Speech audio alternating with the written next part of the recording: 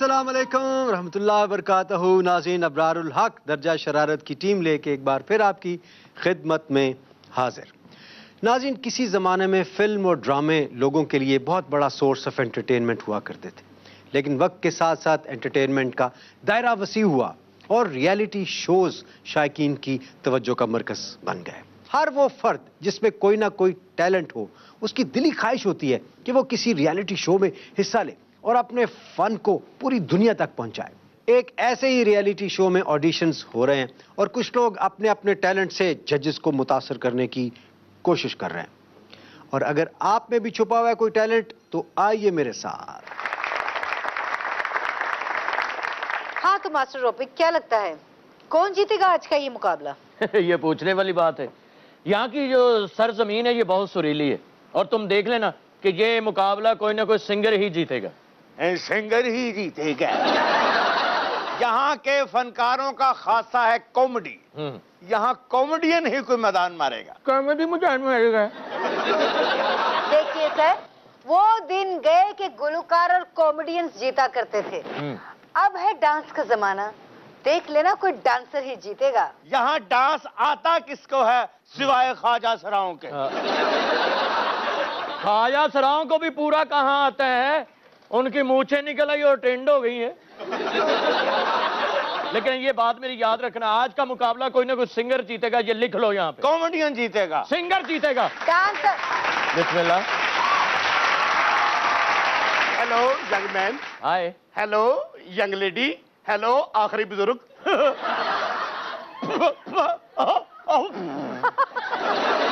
Hello आखिरी बुजुर्ग। Hello शुरू के बच्चे। अपना तारुफ करवाओ। My name is Nomi. शक्ल से तो तुम क्रोमी लग रहे हो।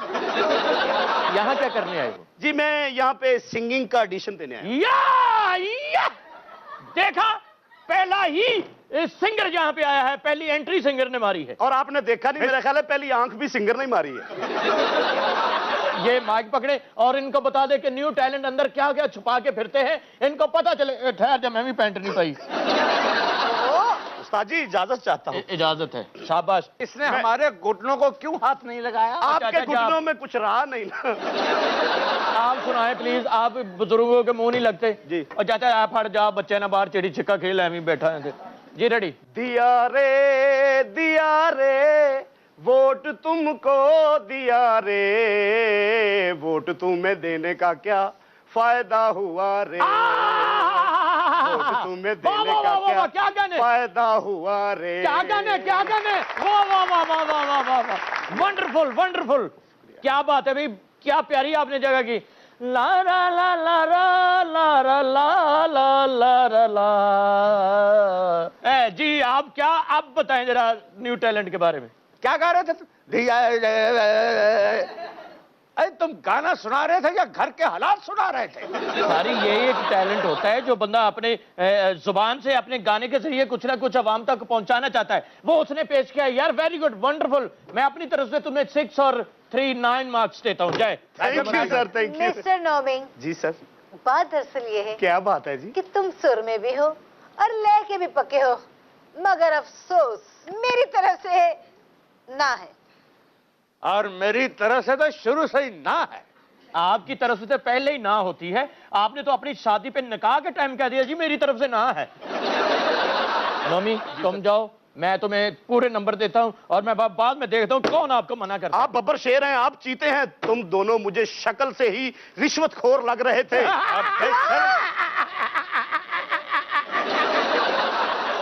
ये दरमियान वाली तुम मोहल्ले की कमेटियां खाने वाली, और तुम कचहरियों में झूठी कस्में उठाने वाले। आज के बाद मैं इधर नहीं आऊंगा, खुदा हाफिज। नोमी माइक दे जा, मैंने भी शो चकड़ो नहीं जी। आपका ये हमारा ही है। निकल जाओ यहाँ से। दफा हो जाओ यहाँ से। देखा ना, डिसहार्ड होकर तुम्हारी वजह से वो चला गया। आप लोगों की वजह से न्यू टैलेंट सामने नहीं आता और सारा टैलेंट जाया हो रहा है यहाँ पे। टन टन टन टन टन टन टन टन टन टन। हाय। उई। अरे माफी चाहता हूँ, अगर दुख देसी तो करो ही ना आउंदे। मेरा ख्याल है पागल खाने की दीवार फलांग के सीधा इधर ही आ गया है। क्या नाम है आपका? मेरा नाम मुल्तान जाके किसी गुंगे से भी पूछोगे कि लतीफ राई कहाँ गया है, वो भी आपको बताएगा आ नाम तो रॉकस्टार वाला आपका, आप सिंगर है? आप डांसर हैं? फिर तो यकीनन आप कॉमेडियन होंगे। मैं एक्टर हूँ। ओए जगीरदारा, ओए पहली गोली मैं तेनू इसलिए मारांगा कि बाहर मैनू लाइन च लगना पिया, ते दूजी गोली तेनू इसलिए मारांगा कि मेरे किसी ने 25 रुपए काट ले। अबे 65 रुपए की गोली है, 25 रुपए निकले हैं तो रहने दो भैया। ओए जगीरदारा, ते तीजी गोली तेनू मैं इसलिए मारांगा कि तेरी ये सुंडी ने साड़ियां फसलां तबाह करती हैं। और ते चौथी गोली मैं तेनू इस करके मारांगा कि मेरे को इको ही बची है। जी चौधरी साहब जनाब, मेरी एक्टिंग कैसी लगी जी? गुड, बहुत अच्छी एक्टिंग की भाई आपने, वेरी गुड। ये असल फनकार लगता है। आपको कुछ कॉमेडी भी आती है, कुछ जुगते मुगते आते हैं? और जुगता बड़ियां, मैं तो बड़ा मशहूर है अपने इलाके च। अच्छा जी। अपना मुंह वेखो ना, धुंदल च चलने वाला बंब हुंदा जी। ਇਹੋ ਜਿਹਾ ਬੰਦਾ ਬੰਦ ਕਮਰਾ ਕਰਕੇ ਤੇ ਬੱਕਰੇ ਨੂੰ ਅੰਗਰੇਜ਼ੀ ਖਬਰਾਂ ਸੁਣਾ ਰਿਹਾ ਹੁੰਦਾ। ਆ ਤੁਸੀਂ ਉਧਰ ਵੀ ਗੌਰ ਕਰੋ, ਇਹਨੂੰ ਸਿਗਰਟਾਂ ਪੀਣ ਲਈ ਦਿੱਤੀਆਂ ਸੀ, ਵਿੱਚ ਲੱਤਾਂ ਫਸਾਈ ਫਿਰਦੇ ਨੇ। आप कॉमेडी मत करें। नहीं मैं उनसे कह रहा हूँ। आप इनको इनका फैसला करें। सर मेरी तरफ से भैया, और मेरी तरफ से ये। और मेरी तरफ से ਯਾਰੀ 314 ਲੋ ਵੀ ਸਾਰਾ ਦਿਨ ਇੱਥੇ ਬੈਠੇ ਰਹੋਗੇ ਨਾ, ਇਸ ਨੰਬਰ ਦੀ ਵੈਗਨ ਇੱਥੇ ਨਹੀਂ ਜਾਣੀ। हमारी तरफ से ना है। ਕੀ ਮਤਲਬ? चलो भाई चल बाहर। ਮੈਂ ਐਕਟਰ ਨਹੀਂ ਬਣ ਸਕਦਾ? नहीं बन सकता। ਉਹ ਜਾਓ ਕੰਮ ਕਰੋ, ਤੁਸੀਂ ਵੱਡੇ ਐਕਟਰ, ਉਹ ਤੁਹਾਨੂੰ ਤਾਂ ਤੁਹਾਡੇ ਵਿਆਹ ਦੀ ਫਿਲਮ 'ਚ ਕਿਸੇ ਨੇ ਨਹੀਂ ਕੰਮ ਕਰਨ ਦਿੱਤਾ। अरे जाए, टाइम जाए करें आप हमारा। ਜਾ ਆਪਣਾ ਮੂੰਹ ਵੇ ਜਿਵੇਂ ਛੱਲੀ ਖਾ ਕੇ ਤੁੱਕਾ ਕੰਧ 'ਚ ਮਾਰਿਆ ਹੁੰਦਾ। इस आदमी ने तो मुझे डरा ही दिया था। मैं क्या सर आप सीनियर आर्टिस्ट हैं? जी जी माशाल्लाह बड़ा नाम है दुनिया में। हाँ जी, क्या? आपसे एक बात पूछना चाहता हूँ। जरूर, मुझे पता था तुम मुझसे बात पूछोगे। आप सदका ले लेते हैं जी? अस्सलाम वालेकुम जी। अस्सलाम वालेकुम मैम, कैसे हैं आप? ठीक है। हाय। मुझे सलाम करते हुए मौत पड़ती है। आपको इसीलिए सर का है, चाहे आपके सर पे कुछ नहीं। लेकिन आप दोनों हम सर हैं। जी जी, ਤੁਹਾਡੇ ਸਿਰ 'ਚ ਵੀ ਲੱਗਦਾ ਕੁੱਕੜ ਨੇ ਡਾਏ ਨੇ ਸਾਰੇ। जी उड़ाए नहीं है, वो साथ ही बैठा है। बदतमीज बदतमीज, बतख को मुर्गी कह रहा है। ऐसी बदगंडा दे के खुश होती। पाट पाट पाट पाट पाट पाट। आप डांसर हैं? देखिए जी, मैं डांसर नहीं हूँ, हाँ। मैं एक कॉमेडियन हूँ जी। अरे कॉमेडियन, हाँ। Welcome welcome welcome. आपका नाम क्या है? नाम को गोली मारे जी, मुझे रठौर कहते हैं। वो चवलें किधर रहती है जो आपका रठौर कहती है? मेरे सामने बैठी हैं जी। चलें जी, आप कुछ करके दिखाएं। एक बंदा ना शलवार पहनने लगता तो एक पहुंचे में दोनों टांगे बधा के कहता मुझे फालज हो गया, मुझे फालज। हम कह रहे कॉमेडी सुनाएं, आप बेवकूफियां सुना रहे हैं। कॉमेडी कर तो रहा है, कर इसी तो को रहा है। लोग बेवकूफी में डाल लेते हैं, इसी को कॉमेडी कहते हैं जी। इस तरह तो फिर सानू भी कॉमेडी आंदी। ਇਹਨੇ किसको? ਨਿੱਚ ਮਾਰੀ ਇਹਦੀ ਪੈਂਟ ਦੇ ਪਈ। ਸ਼ਰਮਿੰਦਾ ਨਹੀਂ ਹੋਇਆ, ਚੁੱਕ ਕੇ ਕਹਿੰਦਾ ਯਾਦ ਕਰਨ ਵਾਲੇ ਅੱਜ ਤੇ ਹੱਦ ਹੀ ਕਰਤੀ ਹੈ। मिस्टर रॉपिक, मेरे कॉमेडियन को परेशान मत करें। इतना हंसाया है उसने, मुझे अब समझ आई। जी वेरी गुड। ਉਹ ਤੈਨੂੰ ਹੁਣ ਸਮਝ ਆਈ ਚਾਬੀ ਵਾਲੇ ਰੇਛੋ। काकी ने इस कॉमेडी पे हमें बिल्कुल हंसी नहीं आई, बिल्कुल एंजॉयमेंट नहीं हुआ। नहीं नहीं, मैं तो हंस हंस के लोटपोट हो गया। लेकिन आप ना घर पहुंचिए, मैं इंशाल्लाह आपको लेटर भिजवा दूंगा। अब आप यहाँ से चले जाएं। इसका मतलब आपको तीनों की तरफ से कुछ नहीं? जी जी जी। जी। तो मेरी तरफ से आप तीनों को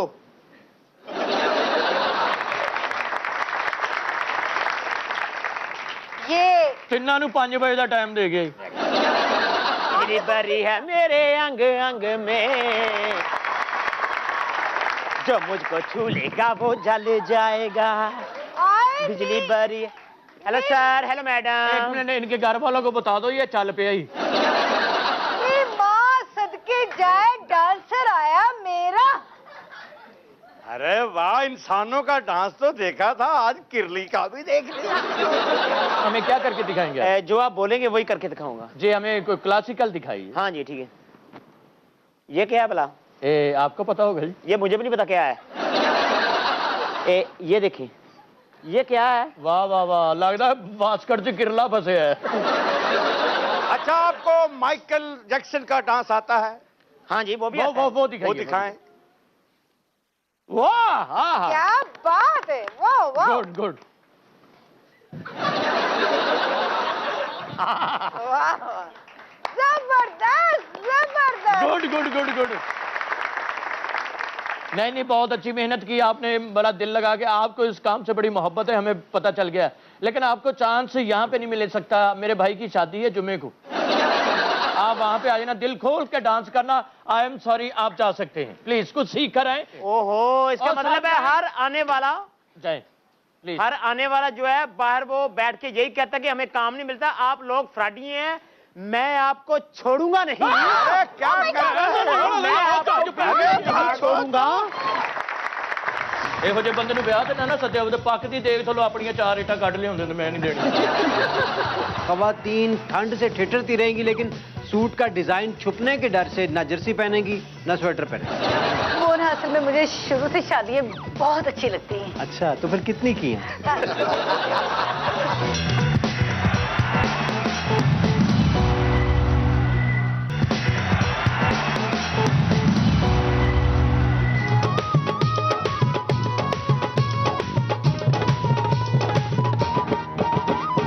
welcome back from the break. नाज़रीन, आजकल शादियों का सीजन अपने उरूज पे है।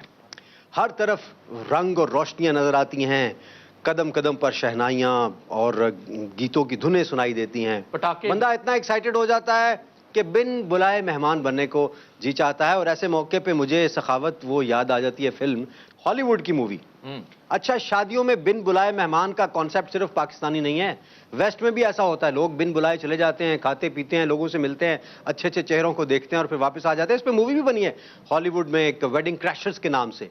बल्कि पाकिस्तानी मूवी भी, मुझे तो लगता है हॉलीवुड वालों ने पाकिस्तानी मूवी देखकर वो बनाई। एग्जैक्टली। और क्योंकि पाकिस्तानी मूवी बहुत पहले बन चुकी थी सखावत, जी, जी। और उसका नाम था जुमा जांजनाल, जुम्मा जांजनाल, है अलाउद्दीन ना। साहब। तो ये एक पूरा एक जो है कॉन्सेप्ट है जी, कि जंज के साथ जो लोग चले जाते हैं या शादियों में घुस के खाना खाते हैं। बिन बुलाए मेहमान बन के। बिल्कुल। इब्रार भाई, बिन बुलाए मेहमान बनने का एक बड़ा फायदा, क्या? एक तो बंदा खाना खाते हुए शर्माता किसी से नहीं, क्योंकि कोई जानता ही नहीं होता। दूसरा फायदा ये है कि वहां पे सलामी नहीं देनी पड़ती, कहा के चुपके से निकलो।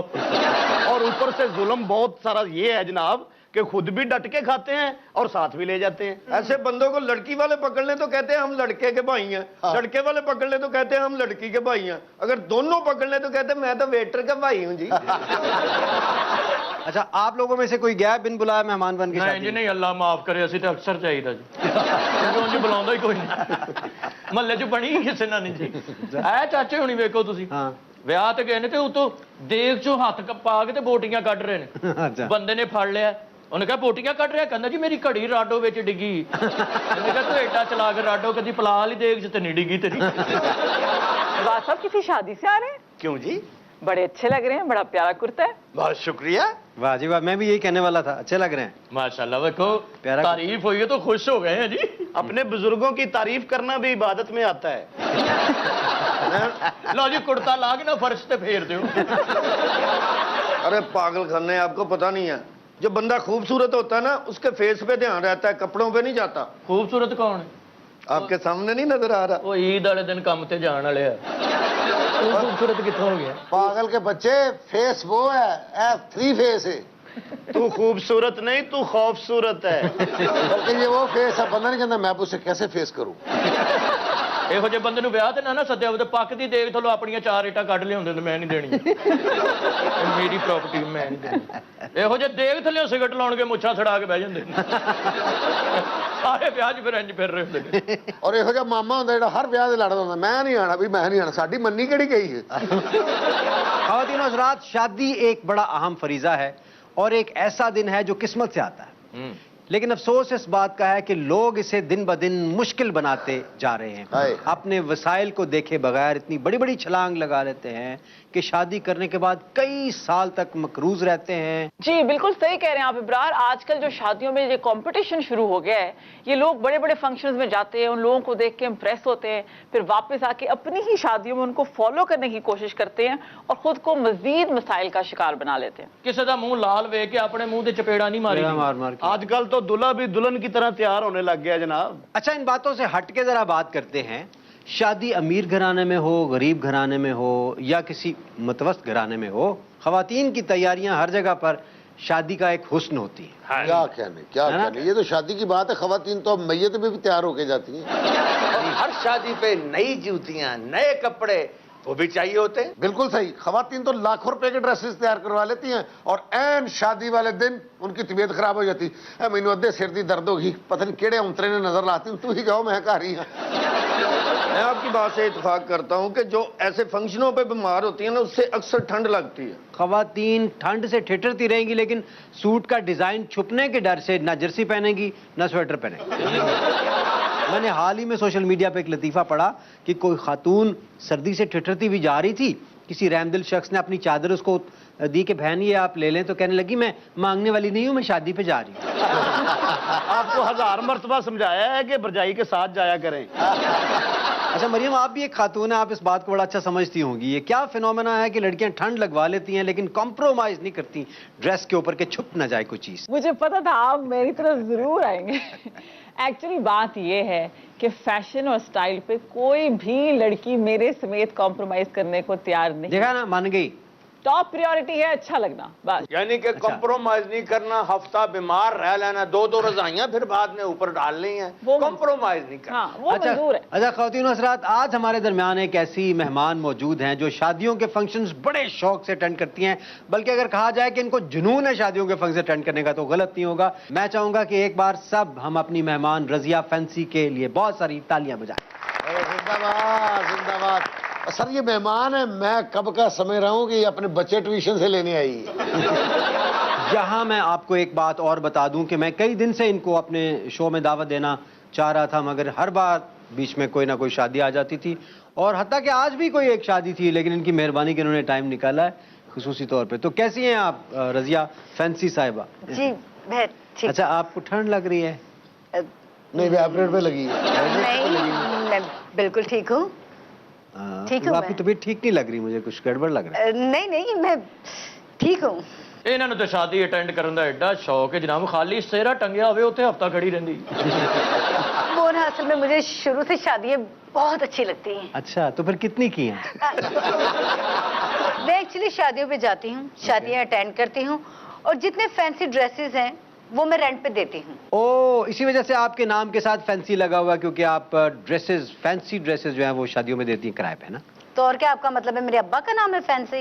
इसी वजह से मेरा नाम रजिया फैंसी है, क्योंकि मैं ड्रेस फैंसी आज नहीं, पता सरनेम भी चला। तो होते हैं ना, बड़े अजीब अजीब से सरनेम भी होते हैं। तो क्या क्या आप रेंट पे देती हैं? ये रजिया फैंसी है, ये चाचा चपैंजी है। ये जो हम सुनते हैं आज तक रजिया फंस गई गुंडों में, गलत था। रजिया फंस गई शादियों में। मेरी दुल्हन की ड्रेसिंग आपने करनी थी। हैं जी, दुल्हन ਤੁਹਾਡੇ ਵਾਲੀ ਦੁल्हन ਨੂੰ ਤੇ 4 ਕੰਧਿਆਂ ਦਾ ਸਹਾਰਾ ਦੇ ਕੇ ਲੈ ਜਾਣਾ ਪੈਣਾ। ਉਹ ਯਾਰ ਤੂੰ ਇਹ ਸਾਰੀ ਗੱਲ ਛੱਡਣੋਂ ਕਿੱਥੇ ਪੱਤਿਆਂ ਦਾ ਡਰੈਸ ਸੀਂਦੀ ਫਿਰੇਗੀ? और उस सूट की जेबें भी नहीं होती इसमें। हाँ, ਲੇਕਿਨ ਉਹਨੂੰ ਨਾ 3 ਗੰਢਾਂ ਜ਼ਰੂਰ ਲਾਉਣੀਆਂ। और तुसी कोशिश करना याद ना अंगूठे बन लेना। ਤੇ ਦੁल्हन ਦੇ- 21 ਗਜ਼ ਤੋਂ ਘੱਟ ਫੈਂਸੀ ਨਾ ਹੋਵੇ। भाभी से पूछ लेना किसी के लेने देने तो नहीं है।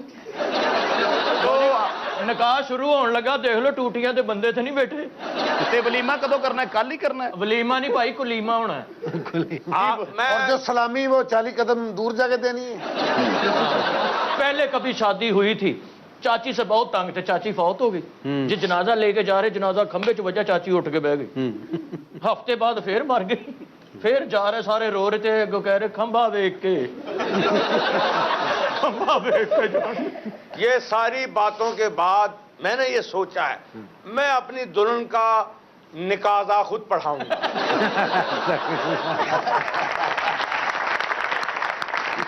अच्छा, तो ब्राइडल ड्रेसेस भी आप प्रोवाइड करती हैं? जी बिल्कुल इब्रार साहब, मेरे पास तो ब्राइडल ड्रेसेस की ऐसी ऐसी कलेक्शन है, शायद ही किसी माई के लाल के पास हो।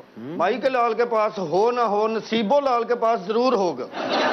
इब्रार साहब, इसे आप चुप करवा लीजिए, वरना इसके सर में टक लगा के एक फाड़ी निकाल कर देखूंगी कि लाल है या नहीं। लाल या ले जाओ, वैसे ले जाओ।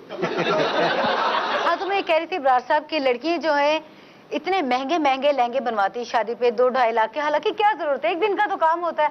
बाद में फिर वो जब दुकानदार के पास लेके जाती हैं तो वो दुकानदार उसकी वो कीमत लगाता है कि बेचने का दिल ही नहीं करता। मैं तो जब सलामी देती हूँ ना दुल्हन को, उसी वक्त सौदा तय कर लेती हूँ लहंगे का। वाह यार ये तो बड़ा अच्छा आइडिया दे दिया इसने। इब्रार भाई ये तो बड़ा स्मार्ट बिजनेस है। मैं भी इसके नक्शे कदम पे चल के यही कारोबार शुरू करूंगा और लड़का और दूल्हा जो होता है ना उसके ड्रेसेस खरीदूंगा और जो दूल्हे के साथ साथी दोस्त होते हैं उनके ड्रेस खरीदूंगा सारे। ये बिल्कुल घाटे का काम है तुम्हारे लिए। वो कैसे जी? पहले तो लड़के शादी पे मांग कर कपड़े पहनते हैं और अगर अपने कपड़े पहन ही ले तो उसकी मत मार के उतारते हैं।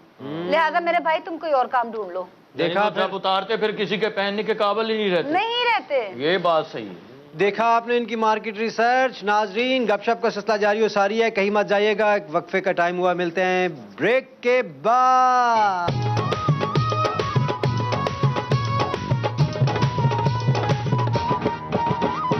पाकिस्तान के सब जहाजों में से एक ही जहाज महफूज है, वो जो लाहौर बुर्जी नहीं खड़ा हुआ। मैं जहाज में बैठा पौना घंटा फ्लाइट उड़ी है, वो तो अचानक पहले ने कहा मुझे तो अभी याद है इसमें तो इंजन ही नहीं है, फिर वापस लेके आए। ये चाचा तो बेइज्जती करवाता है। जहाज में बैठा है, रोस्टर ने आके कहा कि क्या लेंगे, कहना थल्ले उतर के रक्षा ही लाएंगे।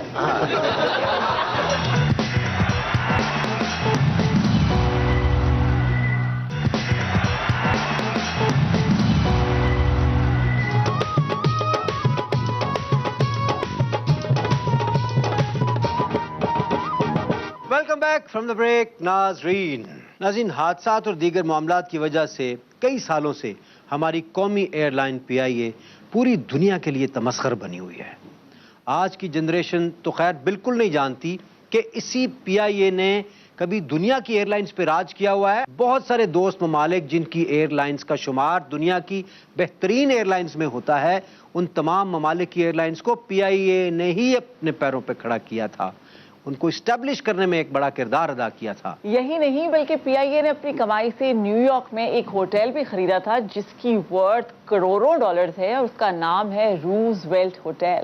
हाँ रूजवेल्ट होटल में जी हाँ। कई बारी गया होते उन्होंने मैंने नहीं बढ़ने देता। तंदूर पे नहीं बढ़ने देते वहां, आपको किसी ने और मुझे याद है जवाद साहब रूजवेल्ट होटल में मुझे जाने का इत्तेफाक हुआ और बाखुदा न्यूयॉर्क में वो वाहिद चीज थी जिसने मुझे प्राउड फील कराया कि वाह ये पाकिस्तान की प्रॉपर्टी है, ये पाकिस्तान एयरलाइन की प्रॉपर्टी है। ਤੁਸੀਂ ਹੁਣ ਜਾ ਕੇ ਵੇਖੋ ਥੱਲੇ ਥੱਲੇ ਵੇਖ ਗਿਆ ਹੋਵੇ।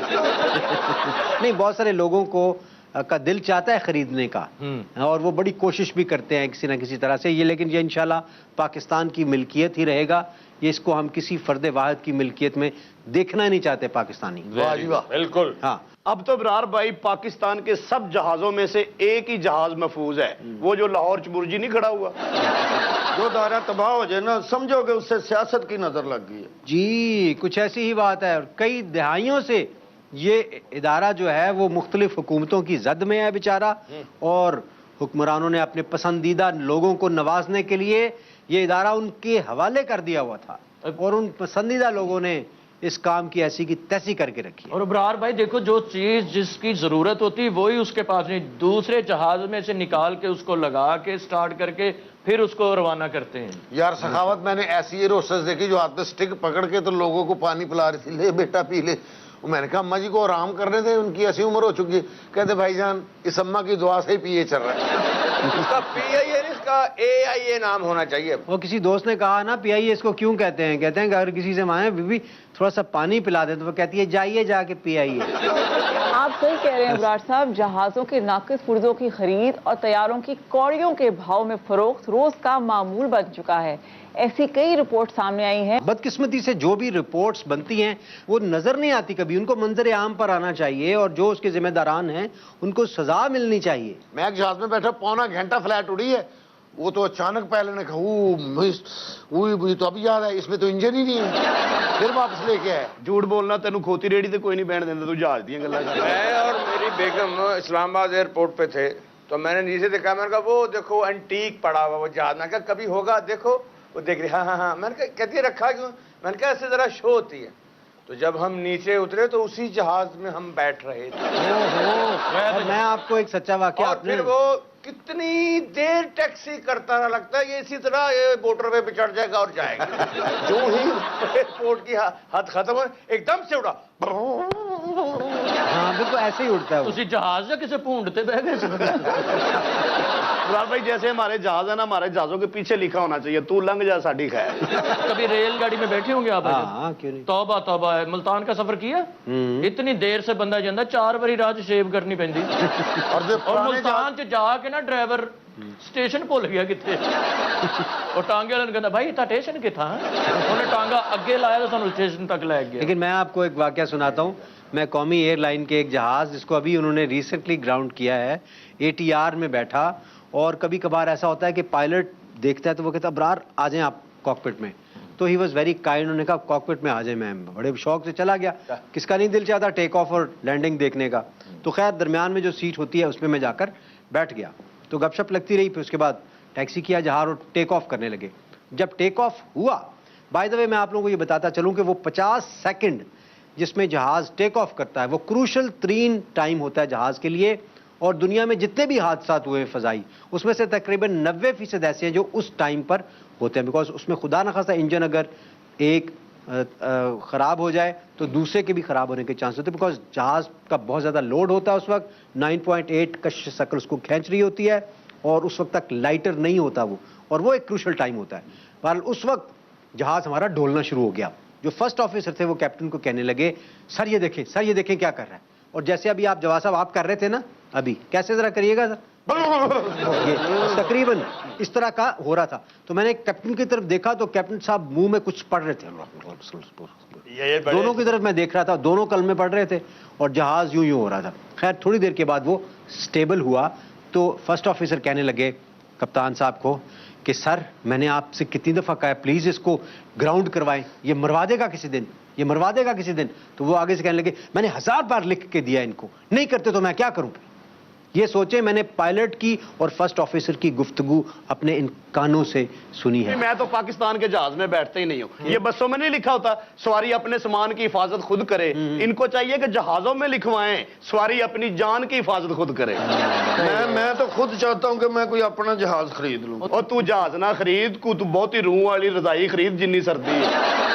फिर उससे आगे चाचे ने कहती सर आप क्या खाएंगे, कहते बच्चा से तियां भैन को कुछ नहीं खाते।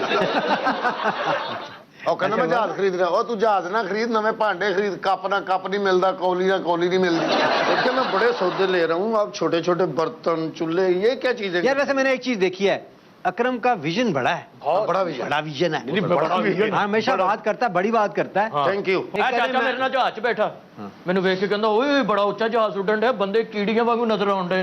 मैं कहा चाचा जहाज ते जे उड़िया नहीं, सच्ची मुच्ची दी कीड़ियां ने। ये चाचा तो बेइज्जती करवाता है। जहाज में बैठा है, रोस्टर ने आके कहा कि क्या लेंगे, कहना ही थल्ले उतर के रक्षा ही लाएंगे। ये भी जहाज में बैठा। एयर होस्टेस को पूछती कि आपको हमारे जहाज का माहौल कैसा लगा, कहते जी बिल्कुल घर वर्गा। कहती वो क्यों, कहना ना उथे को मुंह लांदा ना इथे को लान दिया। आप लोकल जहाजों की बात करते हैं, पीए के तो इंटरनेशनल फ्लाइट में बड़ा मुझे मजा आया। अच्छा जो ही मेरे साथ मेरा साथी था, कहने लगा ये बड़ी अच्छी थी, हमारी शर्त लग गई जो कि नहीं लगानी चाहिए थी लेकिन मजबूरन लग गई। अंदर गए तो सबसे पहले तो मच्छरों ने इस्तकबाल किया। ओके मैंने कहा देख ले पहली गल। दूसरे सीट पे बैठे, यूं में तो सीट अच्छा दो चार आदमी बाथरूम में गए, थोड़ी देर बाद से टूटी, अब बाहर पाड़ी ये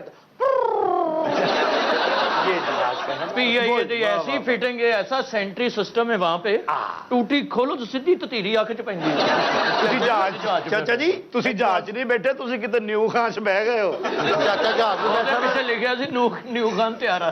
चाचा जहाज में बैठा ना, अभी जहाज उड़ाई हो एयर होस्टेस को, कुड़िए समुद्र आवे तो मैंने दस दी। कहती अच्छा चाचा बता देंगे। थोड़ा फिर काकी समुद्र आवे दस दी। कहती चाचा जी बता देंगे। पुत्र समुद्र आवे दस दी। कहती बता देंगे आपने करना की है। मैं वे सदके का गोश्त उड़ रहा है।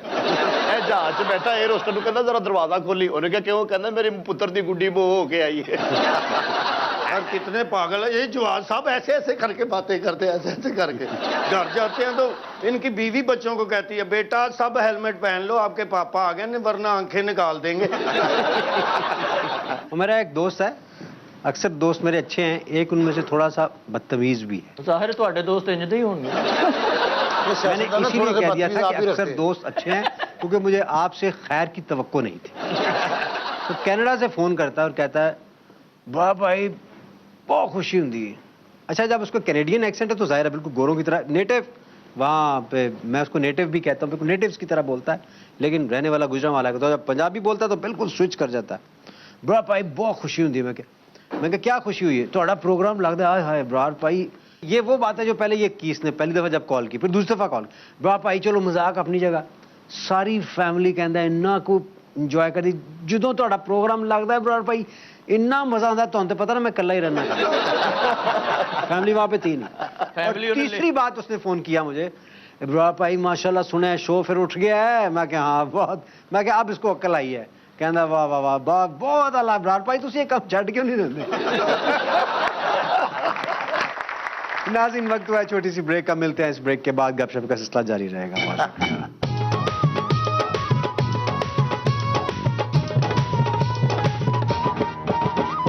सर जी थीसिस का तरीका उन्होंने ईजाद किया, बीसिस का तरीका इन्होंने ईजाद किया। बीसिस क्या? ये 20 रुपए लेके बंदे नहर च नहाਉਂਦੇ ਹੁੰਦੇ ਸਨ। ਭਾਵੇਂ ਅੰਗਰੇਜ਼ੀ ਤੇ ਭਾਵੇਂ ਦੇ ਪੰਜਾਬੀ ਟੱਚ, ਨੱਚ ਮਜਾਜਣ ਨੱਚ ਮਜਾਜਣ ਨੱਚ ਮਜਾਜਣ ਨੱਚ, ਓਏ ਨੱਚ ਮਜਾਜਣ ਨੱਚ ਮਜਾਜਣ ਨੱਚ ਮਜਾਜਣ ਨੱਚ।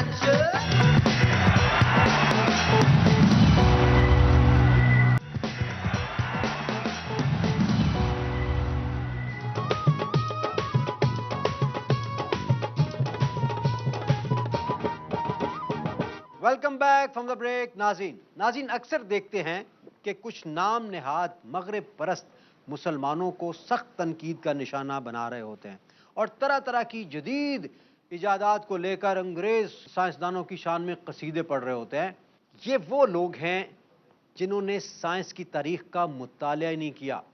हकीकत तो ये है कि साइंस में मुसलमानों का एक बहुत बड़ा कंट्रीब्यूशन है। आज हम तारीख की एक अजीम शख्सियत का जिक्र करेंगे जिनकी इजादात, जिनकी रिसर्च आज भी राइज है, और ये शख्सियत हैं मोहम्मद इब्ने मूसा अल ख्वारिज़मी, जिन्हें उर्फ आम में अल ख्वारिज़मी के नाम से भी जाना जाता है। अल ख्वारिज़मी 780 में पैदा हुए और 850 में उन्होंने वफात पाई। जी इब्रार अल ख्वारिज़मी खलीफा मामून अल रशीद के दौर में बगदाद के हाउस ऑफ विजडम में बतौर मौलम खिदमात सर अंजाम दे रहे थे, जहाँ पर साइंसी अलूम और फलसफे की तालीम दी जाती थी, और इस दौर को इस्लामिक गोल्डन एज भी कहा जाता है। भाई क्यों ना कहा जाए कि कारनामे ही ऐसे हैं। आपको पता है कि अल ख्वारिज़मी की दरियाफ्तें और इजादात क्या क्या हैं? जी नहीं, हमें नहीं पता सर, हमें तो आज तक यही पता कि तोड़ जोड़ की सियासत जरदारी साहब ने ईजाद की। हमें तो यही पता है जी कि NRO चौधरी शुजात ने इजाद किया था, और मेट्रो बस खात्मे आला ने मुतारफ कराई, और जो मोटरवे है ये भी नवाज शरीफ साहब ने बनवाई। अब जरा सुने अल ख्वारिज़मी ने क्या क्या कारनामे सरअंजाम दिए। अल ख्वारिज़मी ने न सिर्फ के एक रियाजी दान थे, बल्कि माहिर फल्कियात और माहिर जोग्राफिया भी थे। रियाजी में उनका बहुत बड़ा हिस्सा है। उनका मुतारिफ करवाया हुआ अलजबरा आज भी रियाजी का एक अहम हिस्सा है। अच्छा ਇਹਦਾ मतलब है सानू वो ही फसांदे रहे ने। काफी बच्चे मिसाल नहीं बनी, और तू बनना क्या अलजबरा है, ये डी और ये प्रकारें ये उनकी इजाद। जिनके ऊपर बचपन में आप लोगों ने मारे खाई हैं। सही बात है, उन्होंने कई बच्चे फेल करवाए हैं। जिन सब्जेक्ट्स में आप लोग माशाल्लाह फेल होते रहे हैं और बार बार आप लोगों ने मारे खाई हैं, और आज आपको ये दिन देखना पड़ा है, इसकी जिम्मेदारी किसी हद तक अल ख्वारिज़मी साहब पर भी जाती है। अच्छा इसमें बड़ा विजन है, इस बात में बड़ा विजन है, डेप्थ और हकीकत भी है। अच्छा अल ख्वारिज़मी तो वो है ना, ये है अल हाज़मी, जो खाते हैं हजम कर जाते हैं। वैसे जो हजम किए होते हैं ना वो ऐसे ही बैठे होते हैं घर, उनको कोई परवाह नहीं होती, वो हजम कर चुके होते। अल ख्वारिज़मी के बारे में एक बात जिससे लोगों की अक्सरियत बिल्कुल बेखबर है कि ये दुनिया के पहले फर्द थे जिन्होंने थीसिस का तरीका ईजाद किया, और आज तक यही तरीका इस्तेमाल हो रहा है। सर जी थीसिस का तरीका उन्होंने ईजाद किया, बीसिस का तरीका इन्होंने ईजाद किया। बीसिस क्या? ये 20 रुपए लेके बंदे नहर च नहाਉਂਦੇ ਹੁੰਦੇ सन। और किसिस का तरीका इन्होंने इजाद किया। और इस बात के बाद आप मुझे दोनों नीचीज लगे हो। मेरा दिल करता मैं ਤੁਹਾਡੇ ਸਾਰੇ ਦੇ ਪੀਸਿਸ ਕਰ ਦਿਆਂ, और ਤੁਹਾਨੂੰ ਪਤਾ ਹੀ ਨਹੀਂ ਥੀਸਿਸ ਕੀ ਹੈ। ਅੱਜ ਤੋਂ ਪਿੰਡਾਂ 'ਚ ਅੰਗਰੇਜ਼ ਨਹੀਂ ਸੀ ਆਉਂਦੇ ਹੁੰਦੇ, ਇਹ ਬੁੱਢੇ ਬੁੱਢੇ ਬਜ਼ੁਰਗ ਮੈਲੇ ਮੈਲੇ ਬੱਚੇ ਇਕੱਠੇ ਕਰਕੇ ਤੇ ਆਪ ਖਲੋ ਕੇ ਉਹਨਾਂ ਤੇ ਫੋਟੋ ਖਿੱਚ ਰਹੇ ਸੀ। ਉਹ ਪੁੱਛਦੇ ਘੋਰੇ ਕਿੱਧਰ ਆਏ ਨੇ, यार ये थीसिस लिखने आए हैं, वो पता नहीं सड़ते की लेके खड़े रहने। और आप सबका बनता है कि यहाँ से खीसिस हो जाए। यार मरियम ने बात की, आपने तो बकवीसी दी शुरू कर ली। अब मेरे हर काम अब बोले मैं तुम्हारे सर को फीसिस कर दूंगा। और ਤੁਸੀਂ ਮੇਰੇ ਹਰ ਕੰਮ 'ਚ ਨਿਸ਼ਿਜ਼ ਪਾ ਦਿੰਦੇ ਹੋ। प्लीज तमीसिस अल ख्वारिज़मी के क्रेडिट पे जो सबसे बड़ी बात है वो ये है कि कंप्यूटर जैसी बड़ी इजाद का ताल्लुक भी अल ख्वारिज़मी की थ्योरी से है। अल ख्वारिज़मी ने अदादो शुमार के लिए एल्गोरिदम्स जैसा तरीका इजाद किया। जनाब मैंने भी एक घड़ी इजाद की जो 12 साल पानी में पड़ी रही, दरिया में गिरी रही, जब निकाली तो चल रही थी। लो ये क्या इजाद हुई? मेरे दादा हजूर 12 साल पानी में रहे, बाहर निकले तो जिंदा थे। ये क्या? वो कैसे? ये वो क्या कर रहे थे उधर? इनकी घड़ी को चाबी दे रहे थे। लो जनाब इब्रार भाई, मेरे दादाजी की इतनी जमीन थी, इतनी लंबी जमीन थी कि बंदा जाता जाता जाता चला ही जाता था। तो आपकी जुबान से भी लंबी जमीन थी। ਉਹ नहीं जी, ये तो कोई बात नहीं। मेरे परदादा की एक डांग थी, इतनी लंबी डांग थी, जब बारिश नहीं ना होती थी वो हाथ में पकड़ के यूं बादल में करते गिर्रर्र तक बारिश पड़ना शुरू हो जाती थी। अच्छा वैसे ये इतनी लंबी डांग रखते कहाँ थे दादाजी? वो तेरे दादा की लंबी जमीन में। अच्छा मैं तभी कहता हूँ दादाजी ने जमीन बेची क्यों? मेरे वालिद साहब ने एक बंदूक की गोली इजाद की। ओके। जिसको मारना होता था ना उसका नाम उस पर लिख देते थे। गोली खुद ही चली जाती थी, बंदा घर पे नहीं हो दरवाजे के आगे बैठ जाती थी। हाँ जी, जब वो निकलता था उसको बच के वापस आती थी। अबरार भाई ने ऐसी शर्ट इजाद की अच्छा जी। जिसका रंग बूटों तक आ जाता था। अच्छा ये जब कमीज खुरती है तो मेरा ख्याल है बूट चमक जाते हैं। कवाली करते थे अंकल। अच्छा। फिर उन्होंने कवाली छोड़ के टांगा बना लिया। इचरे खड़े थे, एक बंदा कहता दादा साहब जाएंगे, कहता फिर टांगे को कौन खलोएगा? कितनी बारीक बात है, इनकी बिल्कुल समझ नहीं आई। ख्वातीन हज़रात, दर्जा शरारत में शरारतों का सिलसिला जारी रहेगा, लेकिन हमारी आज की शरारतों का वक्त यहाँ पे ख़त्म होता है। इसी गीत के साथ हमें इजाज़त दीजिए, इंशाल्लाह आपसे दोबारा मुलाकात होगी।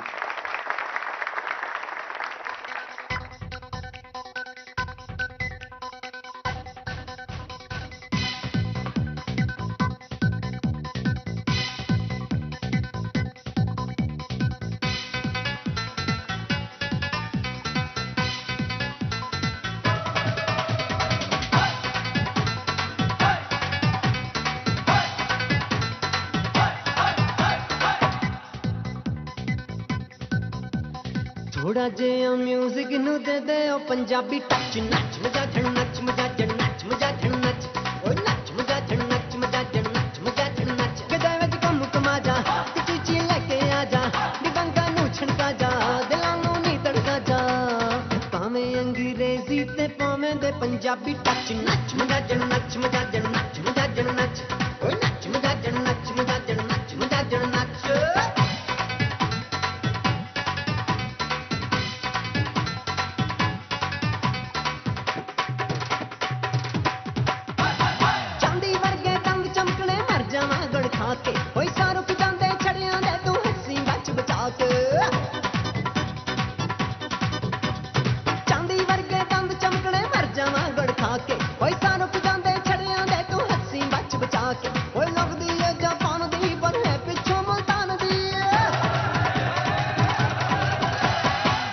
मकरानी थलोची ते पंजाबी टच, नच मजा जन नच मजा जन नच मजा जन नच, ओए नच मजा जन नच मजा जन नच मजा जन नच, गदा विच घुम घुमा जा, चीची लेके आ जा, निबंगों नू छिड़का जा, दिलां नू नी तड़का जा, हमें अंग्रेजी ते पावें दे पंजाबी टच, नच मजा जन नच मजा जन नच मजा जन नच, ओए नच मजा जन नच मजा जन नच मजा जन नच।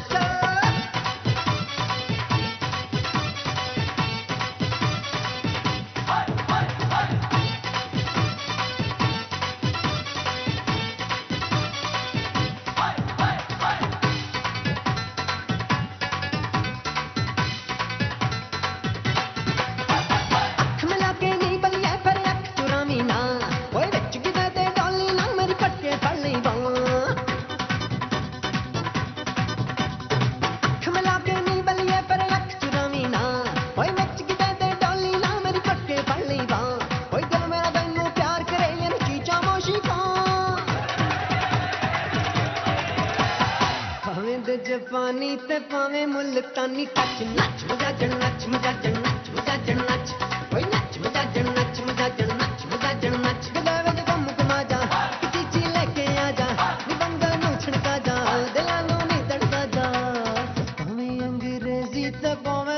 पंजाबी टच नच मजा जन नच मजा जन नच मजा जन नच ओए नच मजा जन नच मजा जन